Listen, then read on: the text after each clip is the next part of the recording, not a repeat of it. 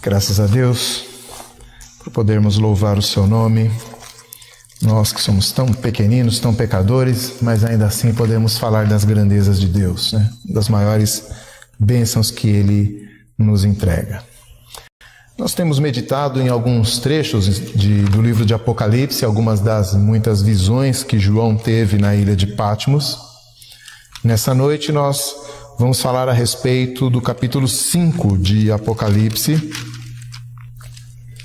relembrando alguma coisa do 4, mas principalmente o capítulo 5 de Apocalipse. Abra sua Bíblia, Apocalipse capítulo 5, nós vamos ler do 1 até o 14.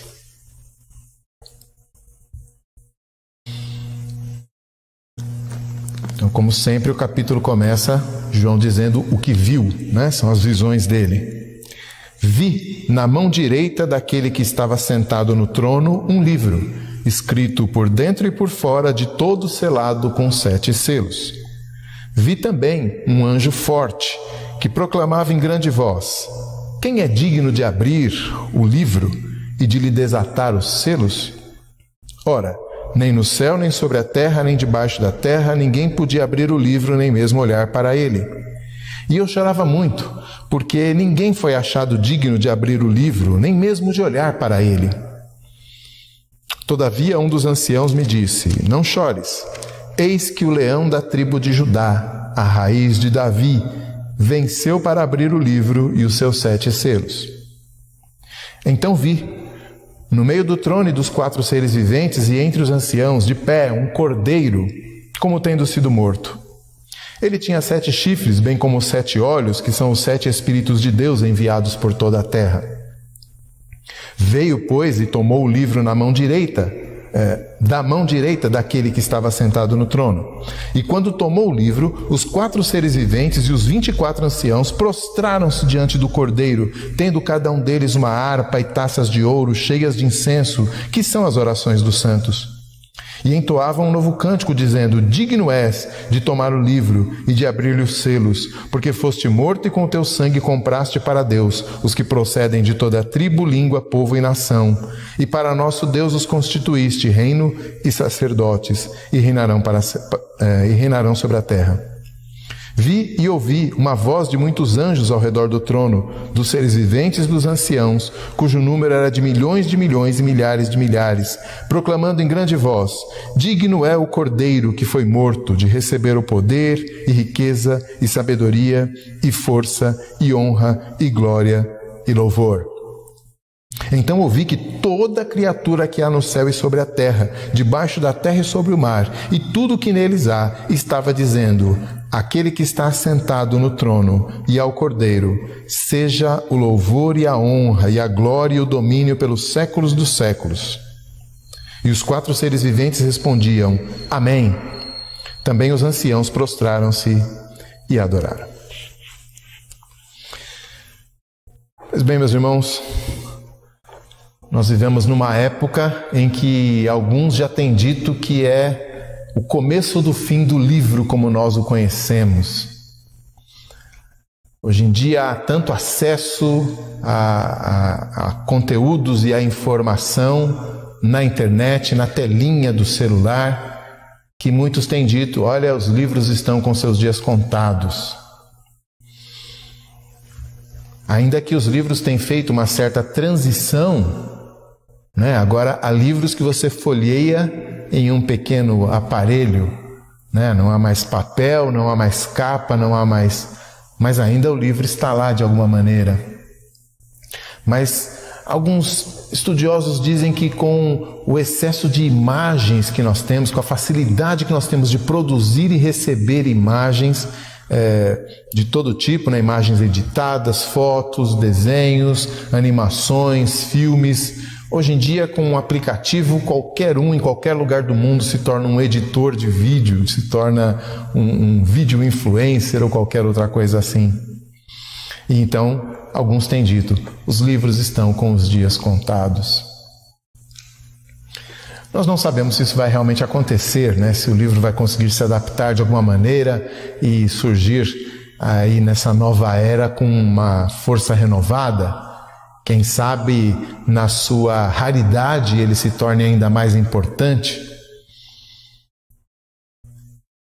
Um filme de alguns anos atrás falava de um homem num futuro apocalíptico qualquer, em que os livros eram o bem mais precioso, e aquele homem tinha um certo livro que ele estava levando para uma biblioteca, e aquele livro era cobiçado por todos. Realmente não sabemos. Mas livros são assim, eles trazem um conteúdo, e a forma do livro já mudou muito, e talvez mude ainda no futuro. Mas o essencial é que haja esse suporte para a informação, de maneira tal que a gente possa saber, possa conhecer, possa aprender, possa ler ou talvez de alguma maneira receber esse conteúdo. A importância do livro não está no seu formato, está naquilo que ele traz. Pode haver muitos livros sem importância nenhuma. Deus, por exemplo, se revelou por meio de um livro de importância vital para todos nós, a Bíblia Sagrada. O texto que acabamos de ler fala de um livro. No centro de todo o primeiro ato desse capítulo está um livro. Um livro escrito por dentro e por fora, que está na mão direita daquele que está sentado no trono. Esse capítulo precisa do contexto do capítulo anterior para nós entendermos a sua importância, porque quem é esse que está sentado no trono, que segura na sua mão direita o livro? No capítulo 4, João, depois de ter falado, nós vimos lá no começo, a primeira visão de João foi Jesus, que aparece ali com aquele cabelo branco, os olhos com chama de fogo, a espada saindo da sua boca. Nós vimos isso lá no primeiro capítulo. O capítulo 2 e 3 de Apocalipse é Jesus ditando 7 cartas que João escreve para as 7 igrejas da Ásia. E o capítulo 4, então, retoma as visões de João, exatamente olhando e vendo um trono, vendo alguém assentado num trono. É uma visão na qual João é transportado a uma sala do trono. E ele então, no versículo 2 do capítulo 4, diz que ele ele se acha em espírito e vê no céu armado um trono, e no trono alguém sentado sobre ele. É uma visão que nos lembra imediatamente de uma visão muito similar que está lá no começo do livro do profeta Ezequiel, quando ele fala que vê o trono de Deus. É uma passagem bastante conhecida. Ezequiel faz uma descrição também que nos lembra as descrições de João aqui. João talvez tenha se inspirado no profeta mais antigo, e ele então fala dessa visão que ele tem de seres fantásticos, de um trono também de um aspecto temível. Por exemplo, no versículo 26 até o 28, ele diz assim: por cima do firmamento que estava sobre a cabeça daqueles seres celestiais, havia algo semelhante a um trono, como uma safira. Sobre essa espécie de trono estava sentada uma figura semelhante a um homem. Via como metal brilhante, como fogo ao redor dela, desde os seus lombos e daí para cima, e desde os seus lombos daí para baixo. Via como fogo e um resplendor ao redor dela. Como o aspecto do arco que aparece na nuvem em dia de chuva, assim era o resplendor em redor. Essa era a aparência da glória do Senhor. Vendo isso, caí com o rosto em terra e ouvi a voz de quem falava. Muito semelhante a tudo que João viu, especialmente no capítulo 4. A gente não vai ler aqui o capítulo 4 inteiro, mas eu queria destacar alguns detalhes na descrição que João faz lá no capítulo 4 desse trono, diante do qual ele está na visão do capítulo 5, que é o que nos interessa nesta noite, para que a gente possa perceber o peso dessa visão. Porque ele diz lá no versículo 3 do capítulo 4, que o aspecto desse trono era de jaspe, sardônio, esmeralda. Então ele usa essas imagens de pedras preciosas da sua época para representar o brilho, a glória de Deus, aquele que está assentado ali. Ele também fala no versículo 4 de 24 anciãos de branco.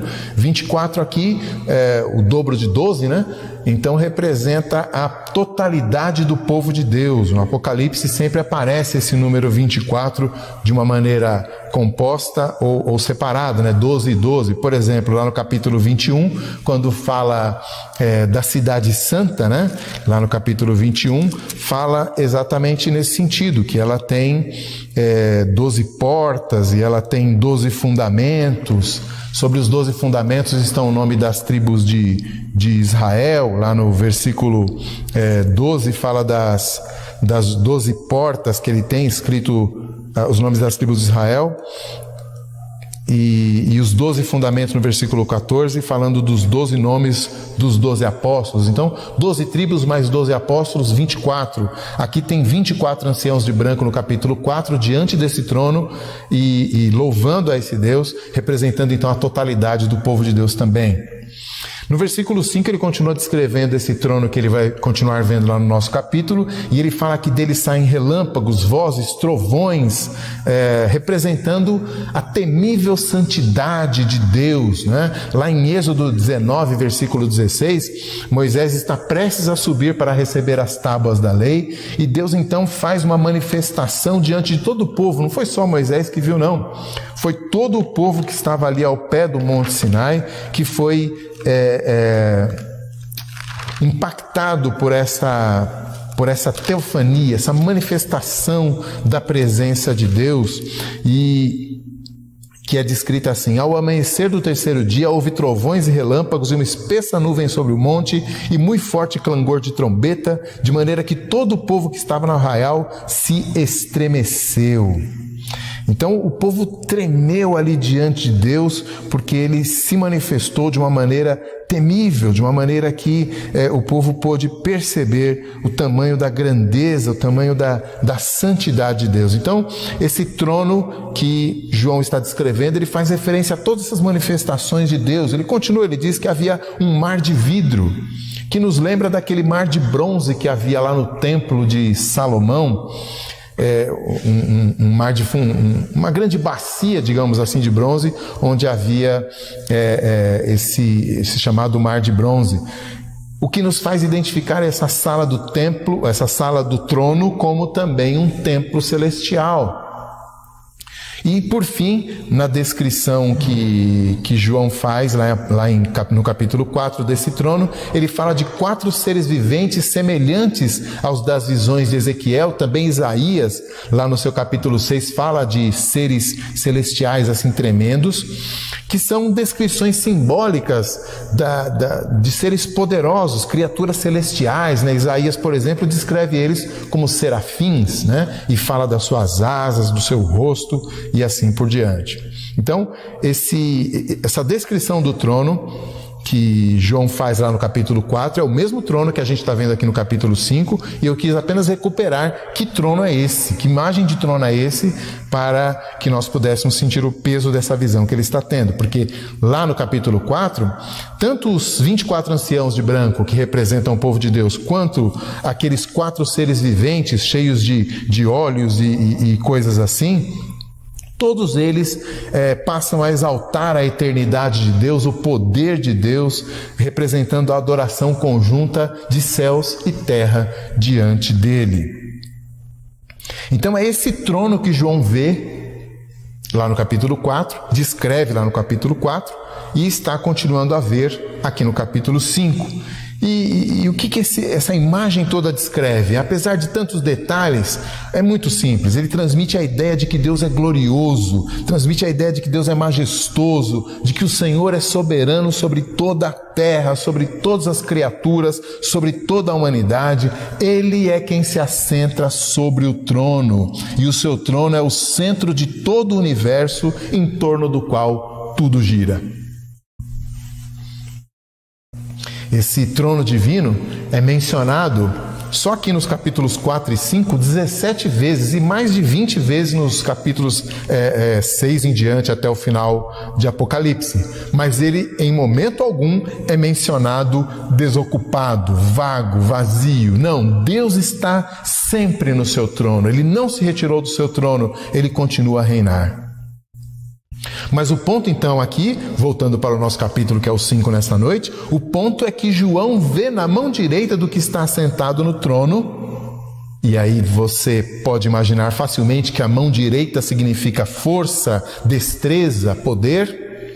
E então na mão direita daquele que está sentado no trono, João vê um livro escrito por fora e por dentro, de todo selado com 7 selos. Selos aqui não são aquelas estampinhas que a gente põe para dizer que a gente pagou a taxa no correio para enviar uma correspondência. Selo aqui é o selo real, é uma massinha que era usada mais ou menos como um lacre, né? Então geralmente ela era aquecida, uma cera, por exemplo, que era aquecida, e a autoridade, por exemplo, um rei usava como se fosse um carimbo, muitas vezes era o próprio anel com o símbolo dele, e ele então amassava aquela cera sobre o papel, e ela então se secava e formava não apenas o brasão real, mas também fechava a carta, de maneira tal que para alguém ler aquele documento teria que quebrar aquele selo ou rasgá-lo, e assim estava configurada a corrupção daquele documento, ou seja, era um símbolo de integridade do documento e também de autoridade daquele documento. É um documento oficial. Como é que eu sei disso? Ele está selado. No caso aqui, selado com 7 selos. De novo, 7 é a ideia de completude. Então ele realmente está tão selado que é impossível abri-lo. Talvez a figura que João está usando aqui seja a do testamento romano. O testamento romano era autenticado, o testamento que alguém fazia, né, o documento que alguém fazia para designar a sua herança aos seus descendentes, né? O testamento romano era autenticado com os selos de várias testemunhas, inclusive até o número de 7. E às vezes ele tinha o seu conteúdo escrito resumidamente do lado de fora. Você sabe que na época você tinha aqueles rolos, né, de pergaminhos, que muitas vezes na Bíblia são chamados de livros, mas eram rolos de pergaminhos. E você então termina de enrolar, põe os selos na ponta final, de maneira tal que ele não pode ser desenrolado. Mas no caso dos romanos, eles tinham o hábito de escrever pelo lado de fora um pequeno resumo, uma ementa, como talvez a gente dissesse hoje em dia, dizendo qual é o assunto desse documento. Então, somente com a morte do testador é que podiam ser rompidos os selos e executada legalmente a herança por um executor oficial, alguém que tivesse essa habilidade. Mas no caso aqui do nosso texto, da visão de João, que livro é esse? Não é a única vez que aparece um livro no conteúdo do Apocalipse. Lá na carta à igreja de Sardes, lá no capítulo 3, Jesus já tinha dito o seguinte: o vencedor será assim vestido de vestiduras brancas, e de modo nenhum apagarei o seu nome do livro da vida. Pelo contrário, confessarei o seu nome diante do meu Pai e diante dos seus anjos. Então, aqui o livro é chamado de livro da vida, onde estão escritos os nomes dos redimidos pelo sangue de Jesus. Um pouco mais à frente, ele é chamado, lá no capítulo 13, ele é chamado de um nome mais completo, o Livro da Vida do Cordeiro, capítulo 13, versículo 8, dizendo que quando a besta se levanta, né, o representante de Satanás, todos aqueles que habitam sobre a terra, cujos nomes não foram escritos no livro da vida do Cordeiro, que foi morto desde a fundação do mundo, a adorarão. Então, depois do capítulo 17, essa ideia volta, quer dizer, aqueles que não estão escritos no livro da vida do Cordeiro estão sob o poder da besta, estão sob o poder de Satanás. E é o mesmo livro onde se confere o nome dos que serão livrados do castigo eterno no lago de fogo e que serão admitidos na cidade santa, na Nova Jerusalém, no céu. Então no capítulo 20, versículo 15, diz assim: e se alguém não foi achado inscrito no livro da vida, esse foi lançado para dentro do lago de fogo. E um pouco abaixo, no 21, 27, por fim, diz assim: nela nunca mais penetra, na cidade santa nunca mais penetrará coisa alguma contaminada, nem o que pratica mentira, mas somente os inscritos no livro da vida do Cordeiro. Então, até onde podemos compreender esse livro escrito por dentro e por fora, tão importante, que está na mão direita daquele que se assenta no trono, que nós já vimos a importância dele, vimos a importância do seu trono, já entendemos que ele é Deus.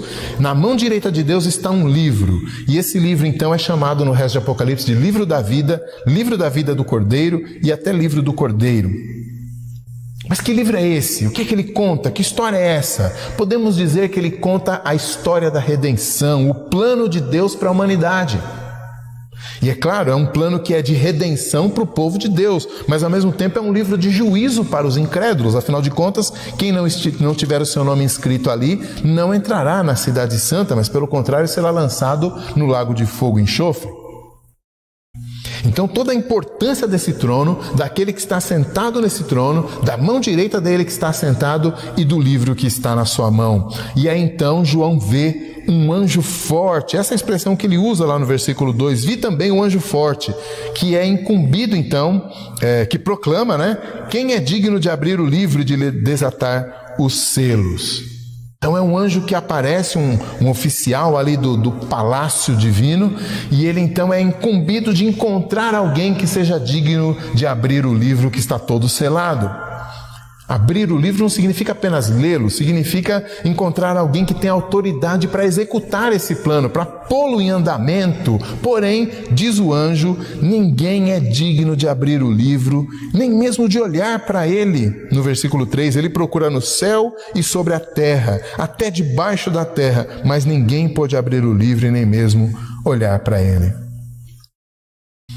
Com essa terrível notícia, João, que já percebeu a importância do livro, ele chora então, diz que ele chora muito no versículo 4, porque ele percebe que se ninguém abrir o livro, se ninguém puder abrir os selos do livro, eles não serão rompidos e o glorioso plano de Deus não se realizará. Mas então, enquanto João chora, um dos anciãos, um daqueles seres que estão representando ali o próprio povo de Deus, um daqueles anciãos vem até João e o conforta dizendo, calma João, não chore, eis que o leão da tribo de Judá, a raiz de Davi, venceu para abrir o livro e os seus 7 selos. Esses 2 títulos aqui usados para anunciar o personagem central agora que vai aparecer, Leão de Judá e Raiz de Davi, são referências a antigas profecias que estão lá no Antigo Testamento que indicam o Messias. A primeira delas é lá em Gênesis 49, o próprio Jacó vai dizer que dos seus filhos Judá terá um destino de leão, por assim dizer, Gênesis 49, do 9 ao 10, Judá é leãozinho, da presa subsiste, filho meu, encurva-se, deita-se como leão e como leoa. Quem o despertará? O cetro não se arredará de Judá, nem o bastão de entre os seus pés, até que venha Siló, e a ele obedecerão os povos. Então Jacó, nos seus últimos dias, já velhinho, chama os seus filhos, os reúne e dá bênçãos proféticas a cada um deles. E para Judá, ele dá essa promessa estranha. Ele diz que Judá é como se fosse um leão e diz que vai haver um cetro em Judá que não será tirado, não se arredará. E a ele obedecerão os povos. Então Jacó, num arroubo ali será que de amor paterno, diz assim, esse meu filho preferido, ele vai reinar sobre a terra toda? Não, é Deus que está falando através dele e fazendo uma promessa de que um descendente de Judá, essa tribo simbolizada pelo leão, encarnará essa leonice de uma maneira tal que ele de fato reinará com um cetro sobre todos os povos.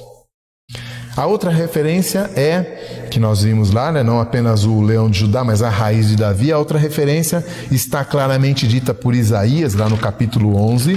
Também quero abrir e ler diretamente com os irmãos para nos ajudar a entender todas essas imagens. Isaías 11:10 diz assim: naquele dia recorrerão as nações à raiz de Jessé, que está posta por estandarte dos povos. A glória lhe será a morada. Então aqui Deus falando agora diretamente, né, sobre, através de Isaías, falando a respeito do futuro do seu povo. E ele diz que haverá um dia em que a raiz de Jessé reinará sobre todos os povos. Você lembra quem é Jessé? Jessé é o pai de Davi. Quando Isaías está profetizando, Davi já está morto há 200 anos, 200 e poucos anos. Sua descendência já perdeu uma parte do reinado e está em profunda decadência. Mas ele profeticamente sabe que haverá um dia em que as nações serão governadas pela raiz, ou seja, pela descendência que sobrou de Jessé, pai de Davi. E aqui então, João é alertado de que o leão de Judá e a raiz de Davi venceu. Ou seja, aquela promessa antiga do reinado do Messias sobre todos os povos se cumpriu. E ele está ali, venceu e poderá abrir os 7 selos. As palavras do ancião, então, que veio consolar João, servem como apresentação dessa figura que João vai ver em seguida. No versículo 6, então vi. Ele já tinha visto um trono, né? Ele viu um anjo anunciando que ninguém podia abrir, e agora ele vê no meio do trono, no meio dos 4 seres viventes, no meio dos 24 anciãos, de pé, um cordeiro como tendo sido morto. É curioso que João veja aquele que foi anunciado como um leão na figura de um cordeiro, não é? Tinha tudo para agora ele ver um grande leão feroz, forte, quem sabe rugindo ali no meio daquela cena tão imponente, mas não, ele vê um cordeiro, porque cordeiro nos remete a uma outra profecia, a profecia de Isaías, que descrevia também o Messias. Mas lá em Isaías 53, versículo 7, ele diz que o Messias foi como um cordeiro mudo, guiado pelos seus algozes ao matadouro. O mesmo Isaías que tinha falado da raiz de Jessé, agora também falou sobre o cordeiro. E qual é o objetivo então de Jesus, o leão, aparecer como Jesus, o cordeiro? O objetivo é enfatizar a centralidade da cruz. Ele foi momentaneamente vencido da morte, mas por fim ele derrotou a morte. Essa também é uma promessa muito antiga, talvez a primeira promessa da Bíblia. Lá em Gênesis 3,15, Deus diz para a serpente, mas para que a mulher e o homem ouçam, né? Dizendo para a serpente que a descendência da serpente continuaria, mas um descendente da mulher viria para esmagar a serpente. Mas a serpente teria a capacidade de morder-lhe o calcanhar. Então, enquanto ela é pisada na sua cabeça, ela consegue morder o calcanhar daquele que lhe pisa. A serpente tem a impressão que vai vencer, ela morde. Mas nessa mesma impressão que vai vencer, ela tem a realidade da sua derrota final. O cordeiro, como tendo sido morto, venceu. Não me pergunte como é um cordeiro como tendo sido morto. Ele está de pé e ele é como tendo sido morto, né? Aparentemente ele não, se ele está de pé, ele não está caído. Aparentemente ele não está de olhos fechados, porque ele vai até o trono e pega o livro que está ali. Não sei, talvez ele tivesse... os cordeiros eram mortos nos sacrifícios no templo, então talvez ele tivesse as marcas do sacrifício. Quem sabe a pelagem banhada em sangue aqui, não temos certeza. João não dá os detalhes, mas o fato é que João diz, ele é um cordeiro como tendo sido morto, mas ele está de pé porque ele venceu a morte.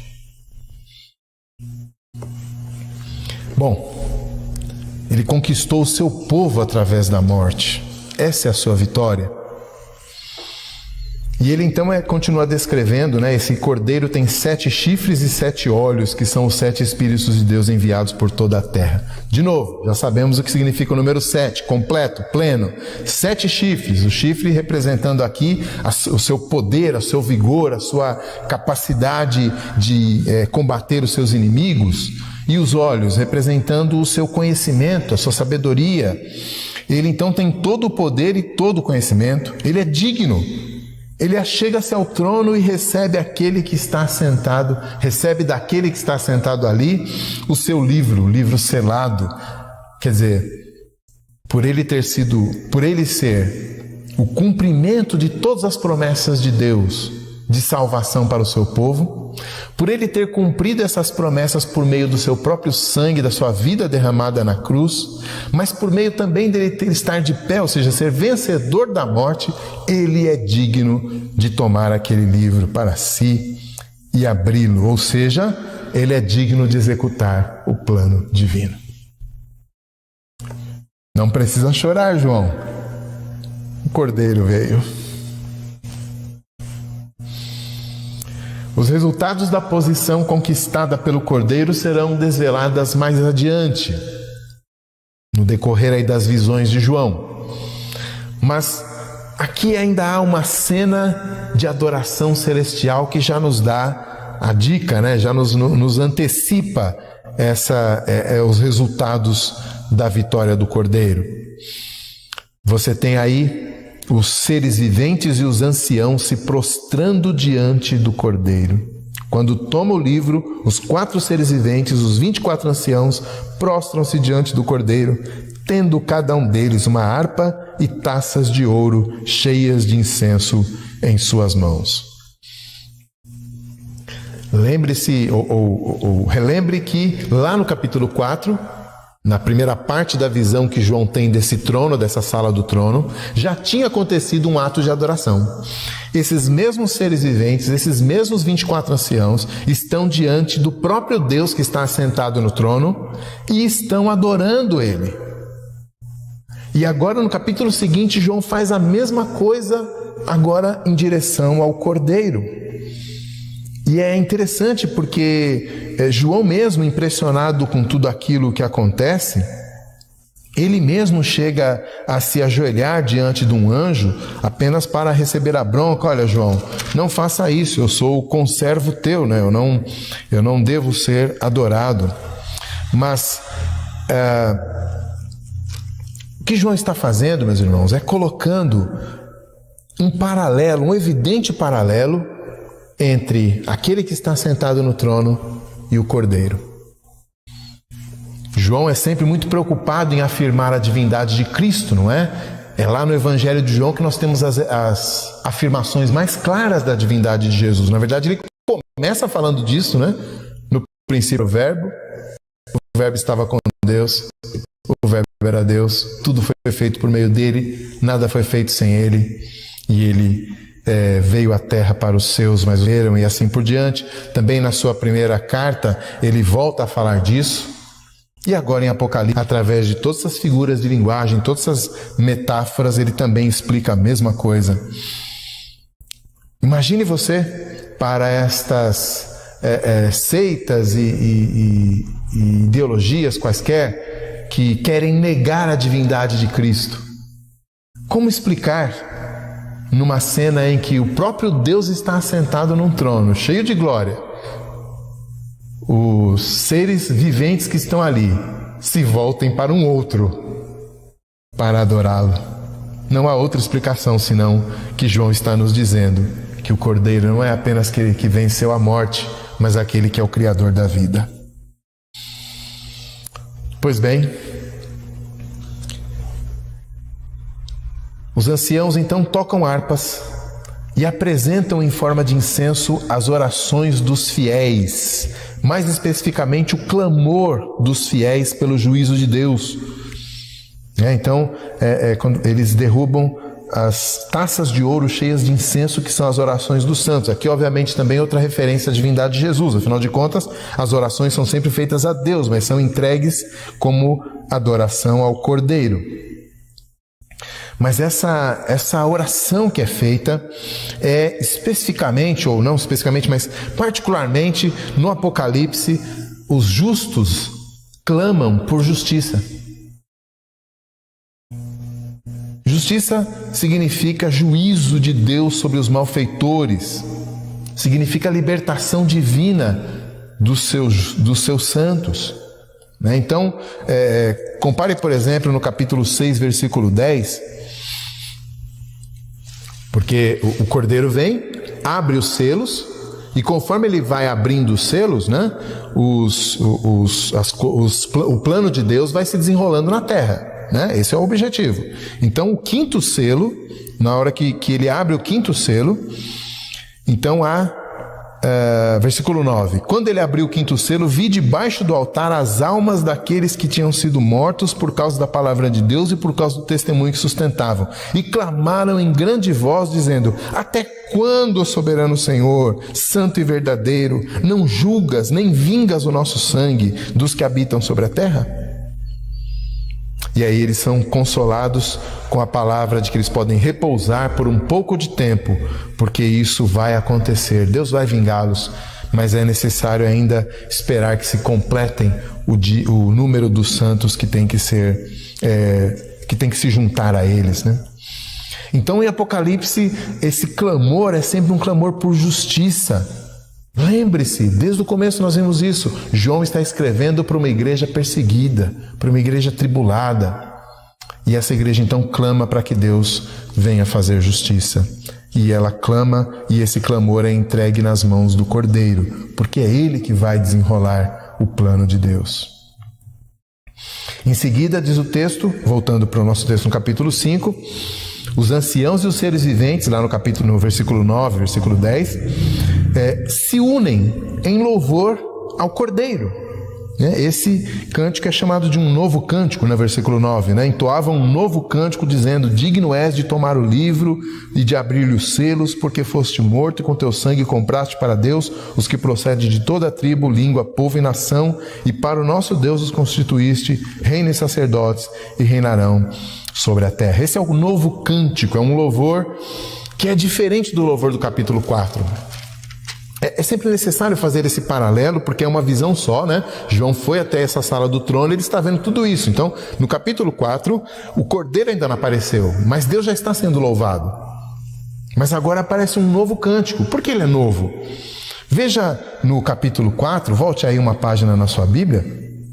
Veja no capítulo 4, versículo 11: Tu és digno, Senhor e Deus nosso, de receber a glória, a honra e o poder, porque todas as coisas tu criaste. Sim, por causa da tua vontade vieram a existir e foram criadas. Em outras palavras, céus e terra, que estão representados aqui pelos anciãos e pelos seres viventes, todos estão louvando a Deus, adorando a Deus, engrandecendo a Deus pela sua obra criadora. Eles estão adorando a Deus como Criador. Digno és, porque todas as coisas tu criaste. Mas agora, eles entoam um novo cântico e eles dizem: digno és, porque foste morto.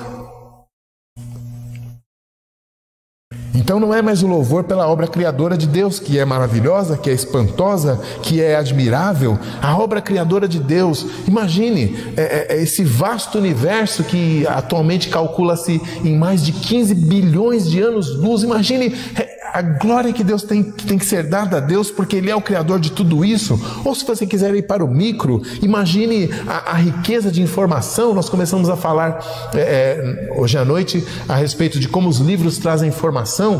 E outro dia eu vi alguém fazendo o cálculo de que se fossem escrever em livros toda a informação genética que está em um DNA, em uma célula de DNA, você teria que escrever uma biblioteca inteira de informação.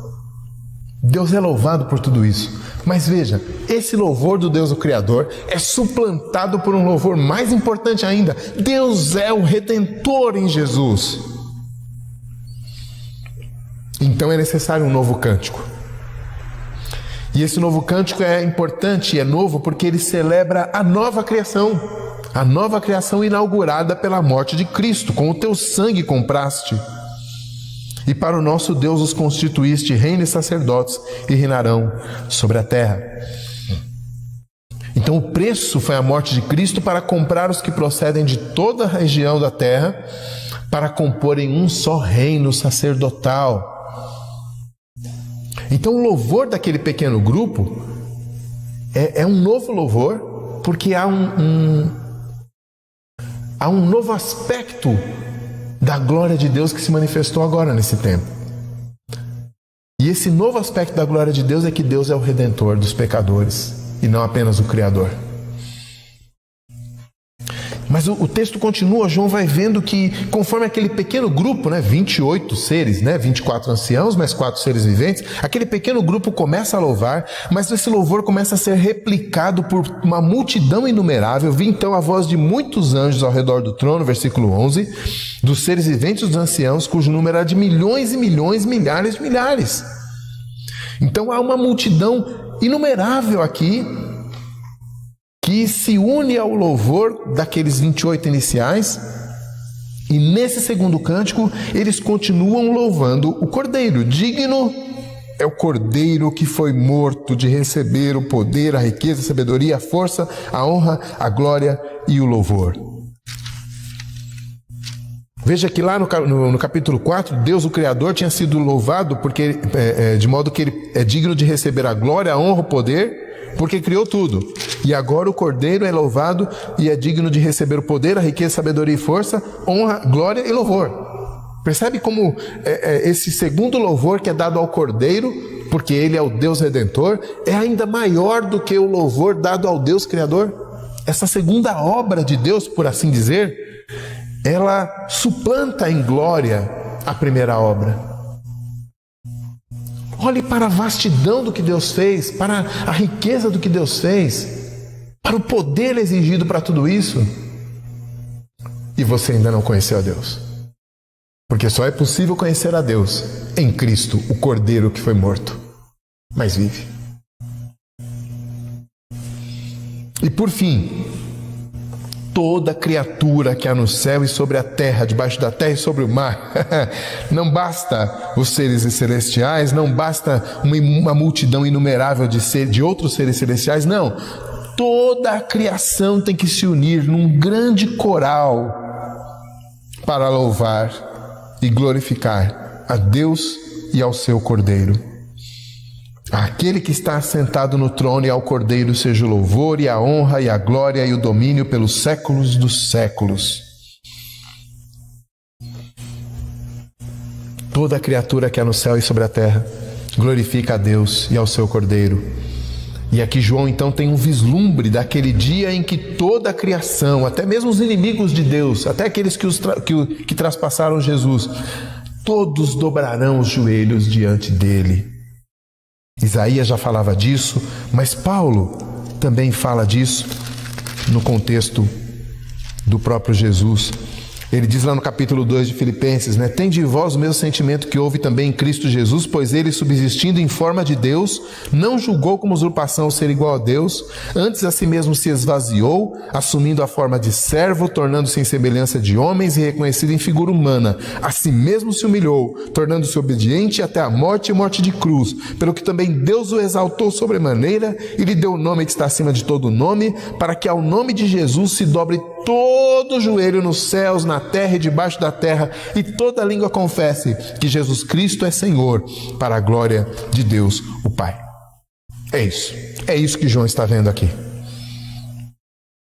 E a visão então termina com uma resposta final de adoração renovada pelos seres viventes e pelos anciãos, representantes de todos os seres celestiais, da criação, da igreja. Todos esses estão agora confirmando o louvor que sobe da terra e que ressoa por todo o universo, pronunciando um final amém, e adorando e prostrando-se diante do Cordeiro. Claro, nenhuma outra resposta seria apropriada diante da majestade, da glória do soberano Senhor do universo. Mas nenhuma outra resposta seria apropriada diante da misericórdia do soberano Senhor do universo, porque ele enviou seu Filho para resgatar pecadores com sua própria vida. Então, quando nós entramos na sala do trono, só podemos adorar e bendizer o nosso Salvador. Aquilo que João viu é aquilo que todos nós temos que ver em nós mesmos. Não é possível outra reação diante do trono de Deus e do Cordeiro, senão nos prostrarmos e adorarmos, reconhecendo que Ele é digno porque foi morto, Ele é digno porque morreu, Ele é digno porque entregou sua vida.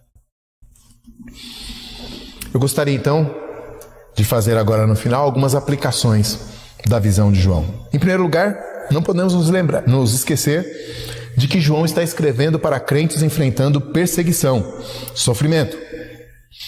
Pois bem, por meio de João agora, Jesus quer dar esse renovo no coração daqueles crentes sofridos por meio de uma verdade essencial. E a verdade é muito simples: saibam que o seu destino está nas mãos do glorioso e soberano Senhor. Olhe para o trono, olhe para a glória desse trono, olhe para o poder daquele que está assentado e olhe para a mão direita dele. Está muito bem seguro ali a tua vida. Se você crê em Cristo, o teu nome está naquele livro e ele não pode ser apagado dali. Ele está nas mãos daquele que controla tudo. Em outras palavras, tenha a certeza de que a mão direita de Deus dirige todas as coisas para a glória dele e também para o seu bem. Não duvide disso e lembre-se disso em cada momento de aflição. Nada escapa ao seu domínio soberano. Ele está no trono, o trono não está vazio. Apenas mantenha os olhos no seu trono de glória. Confie que a sua mão direita tem todo o poder e toda a autoridade sobre qualquer coisa, inclusive sobre as suas lutas, sejam elas materiais, sejam elas na saúde, sejam elas familiares, sejam elas de pecados. Deus tem o soberano poder de vencer tudo isso, porque Ele tem na sua mão direita a sua vida. Em segundo lugar, João deixa claro que a redenção efetuada pelo Cordeiro é uma continuação da obra da criação, uma plenitude daquela obra que começou lá em Gênesis 1, porque é na criação que Deus coloca um propósito em tudo aquilo que Ele faz, a sua própria glória. Mas é apenas por meio da redenção que esse propósito é alcançado. Sem a redenção de Cristo, a criação perde seu objetivo, perde o seu propósito original, não atinge aquilo para o qual ela foi feita, que é glorificar o seu próprio Criador.